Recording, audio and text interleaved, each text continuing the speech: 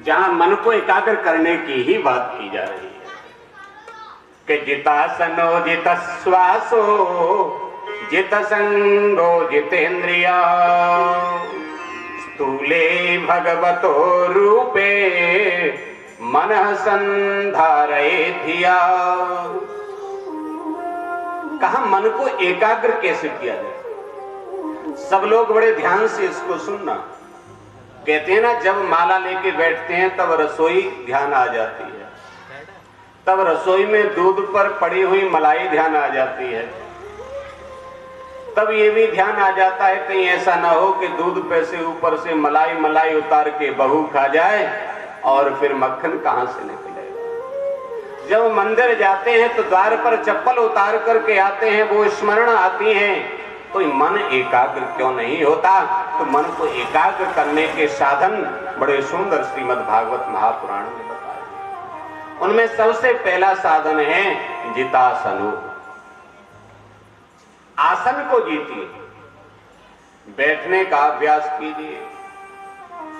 भजन की सबसे पहली जो सीढ़ी है वो है बैठने का अभ्यास।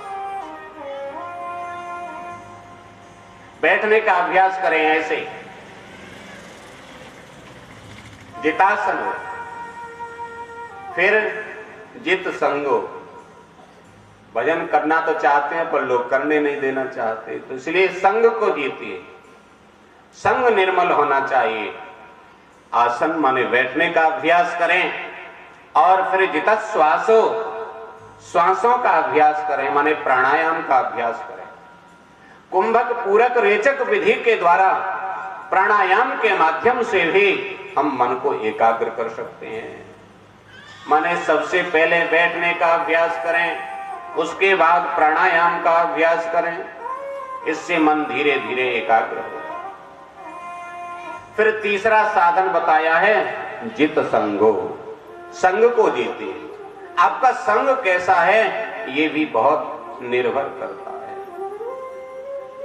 और फिर चौथी बात बताई है जितेंद्रिय, इंद्रियों को जीती, क्योंकि प्रत्येक इंद्रिय अपनी अपनी तरफ खींचना चाहती है। आंख कहते हैं अच्छा देखने के लिए चाहिए, तो कान कहते हैं अच्छा सुनने के लिए चाहिए, तो जीभ कहती है अच्छा खाने के लिए चाहिए। प्रत्येक इंद्रिय अपनी अपनी तरफ खींचती है। देखना इंद्रियों के न घोड़े भगे, उनमें हरदम ये संयम के कौड़े लगे। अपने रथ को सुमारग लगाते चलो, कृष्ण गोविंद गोपाल लगाते चलो, कृष्ण गोविंद गोपाल लगाते चलो। ऐसा यदि करेंगे तो धीरे धीरे मन जो है वो एकाग्र हो जाएगा। दूसरा, परमात्मा को प्राप्त करने के लिए चिंता को मिटाएं और चिंतन को बढ़ाएं। चिंतन जैसे जैसे बढ़ेगा, चिंता जैसे जैसे कम होगी, तैसे ही तैसे आप भगवान की निकटता प्राप्त करते जाएंगे। इसी का नाम होता है उपासना। उपासना का मतलब क्या होता है? उपासना का मतलब भी यही है, उपासनम उपसमीपे असनम इति उपासनम। जिसके द्वारा, जिसके माध्यम से आप परमात्मा के और पास होते जाएं, और पास होते जाएं, और पास होते जाएं, उसी का नाम तो उपासना है। इसलिए चिंतन को बढ़ाते जाएं। परीक्षित ने कहा, गुरुजी मंदिर में जाते हैं, अनेक देवी देवता होते हैं, क्या करें, किसको पूजें, किसको छोड़ें, कुछ समझ में बात नहीं आती।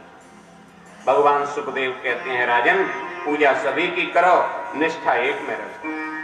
वैसे अलग अलग कामनाओं के लिए अलग अलग देवता बताए गए कि देवी मायाम तु श्री कामस तेजस कामो विभावसुम वसु कामो वसून रुद्रान वीर्य कामोथ वीर्यवान।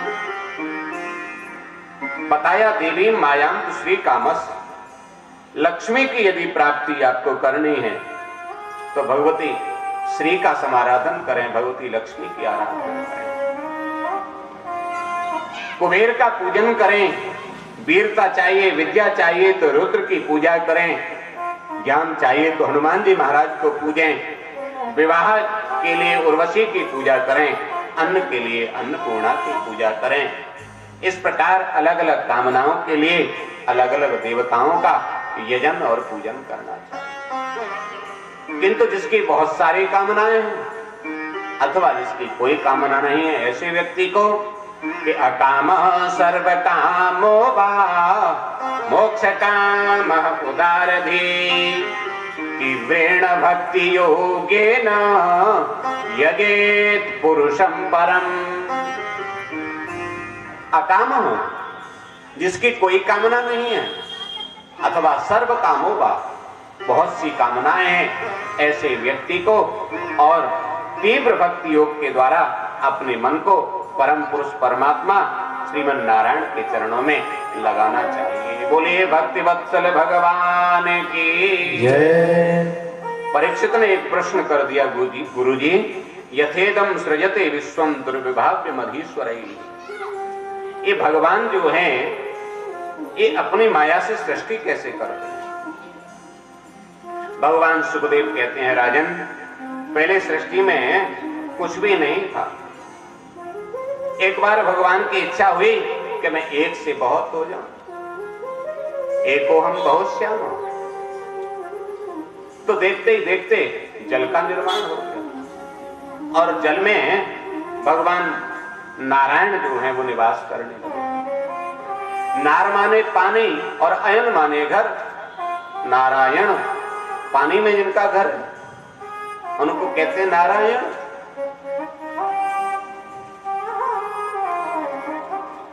भगवान नारायण की नाभि से अनंत आकाश में जाकर के कमल विकसित हुआ और वो कमल जो है खिला तो उस पे चतुर्मुखी ब्रह्मा का प्रादुर्भाव हुआ।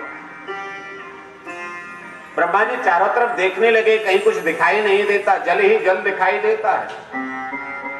सोचने लगे मैं आया कहां से, देखूं तो सही। तो कमल की नाल में प्रवेश कर गए, चलते चले गए, चलते चले गए,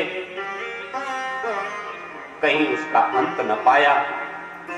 तब इनको दो अक्षर सुनाई दिए, यत् स्पर्शेषु षोडश मेकविंशः। स्पर्श जो वर्ण है उन स्पर्श वर्णों में 16वां अक्षर और 21वां अक्षर इनको सुनाई दिया। 25 जो अक्षर हैं हमारी वर्णमाला के वो स्पर्श संज्ञा उनकी होती है। का से लेकर के मां तक, कादयो मावसानाः स्पर्शा। तो का से लेकर के मां तक जब हम गिनती करेंगे तो 16वां अक्षर बैठेगा त और 21वां अक्षर बैठेगा प। माने तप, तपस्या करो, तपस्या करो। और इस प्रकार से ब्रह्मा जी ने 1000 दिव्य वर्ष पर्यंत तपस्या की। उसके बाद भगवान नारायण ने उनको दर्शन दिए और फिर उनको उपदेश दे करके चतुश्लोकी भागवत का सुंदर उपदेश भगवान नारायण ने सर्वप्रथम ब्रह्मा जी को प्रदान किया है। उस भागवत का पारायण कर लेते हैं कि अहमेवासमेवाग्रे नान्यत् यद् सत् सत्परं पश्चादहं यदेतच्च यो वसिष्येत सोऽस्म्यहम्। कीर्तेऽर्थं यत् प्रतीयेत न प्रतीयेत चात्मनि यद् विद्यादात्मनो माया यथा भासो यथा तमः। यथा महान्ति भूतानि भूतेषु चावचेष्वनु प्रविष्टानि प्रविष्टानि तथा तेषु न तेष्वहम्। कि एतावतेव जिज्ञास्यं तत्त्वजिज्ञासुमात्मना अन्वय व्यतिरेकाभ्यां यत् स्यात् सर्वत्र सर्वदा। भगवान नारायण कहते हैं ब्रह्मा जी, ऋते अहमेवासमेवाग्रे, अहमेव अग्रे आसम। अग्रे माने पहले, अहम माने मैं, आसम माने था। ब्रह्मा जी पहले मैं ही था और अंत में भी मैं ही शेष रहता हूं। बीच में भी जो कुछ दिखाई देता है वो सब मैं ही हूं। संसार के जो स्वरूप हैं वो सब मेरे ही। इसको ऐसे समझ लेते हैं, सरल तरीके से समझते। जैसे सोना, शुद्ध सोना आपने लिया, सोने का बिस्किट लिया और उस बिस्किट को लेकर के, शुद्ध सोने को लेकर के आप सुनार के पास गए और आपने कहा इसमें से एक हार बना दो, 2 कानों के आभूषण बना दो, 1 नाक का बना दो। उस सुनार ने अपनी कारीगरी दिखाई और उसमें से एक सुंदर हार बना दिया, 2 कानों के आभूषण बना दिए, नाक का बना दिया। अब लेकर के आप गए थे शुद्ध सोने के बिस्कुट को और लौट करके आए तो क्या देखते हैं? वही सोना आपको हार के रूप में दिखाई दे रहा है, वही सोना आपको कुंडल के रूप में दिखाई दे रहा है, वही सोना आपको नथ के रूप में दिखाई दे रहा है। कुछ दिन आपने पहना, पहनते पहनते मन भर गया, आपने कहा फिर सुनार के पास लेके, भैया हमारा तो इसको गला दो और सोने का बिस्किट बना दो। उसने गलाया, न वो हार रहा, न वो कुंडल रहा, न वो नथ रही, फिर वो शुद्ध सोना बनकर के तैयार हो।